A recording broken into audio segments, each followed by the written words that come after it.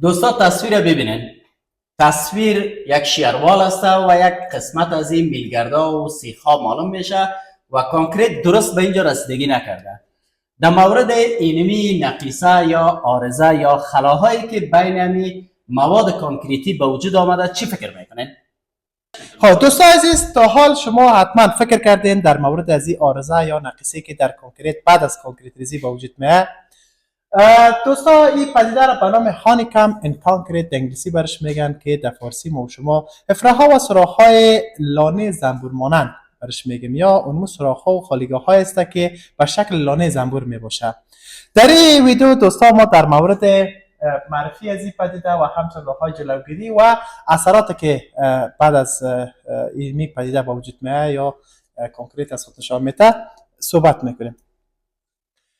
دقیقاً هانیکام ان کانکریت چی است؟ هانیکام ان کانکریت یا اونمو افراهای سوراخ‌ها و خالیگاه‌های لانه زنبور مانند در کانکریت عبارت از سوراخ‌ها و خالیگاه‌هایی است که در ساختمان کانکریتی یا عنصر کانکریتی بعد از کانکریت ریزی به وجود میاد. هانیکام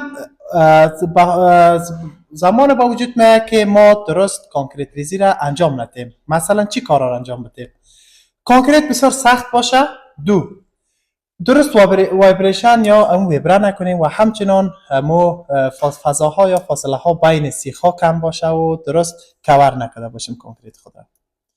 کدام تاثیرات به وجود میاره؟ دوستا تاثیرات یا اثرات مخرب را که اینمی پدیده در کانکریت ما شما به وجود میاره است که باعث درز های انقباضی میشه، مقاومت کلی کانکریت کاهش میده و همچنان عمر کانکریت کم میسازه و همچنان عملکرد کانکریت آن چیزی که پیش بینی شده و مطابق با دیزاین شده کاهش پیدا میکنه و مو چیز از خود نشان داده نمیتونه. چند نمونه از هانیکام ان کانکریت دوستا شما میبینید. این پایسته که کانکریت ریزی شده، قسمت بالایش درست ویبره نشده، کانکریت بسیار سخت بوده و این پدیده به وجود آمده.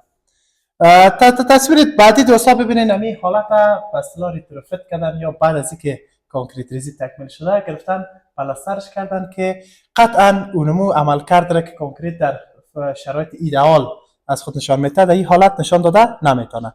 همچنان در این شکل دوستا یک شیروال است که در تصویر اول ما بر شما نشان دادم که بعد از اینکه قالب دور شده کاملا سیخ ها باز است.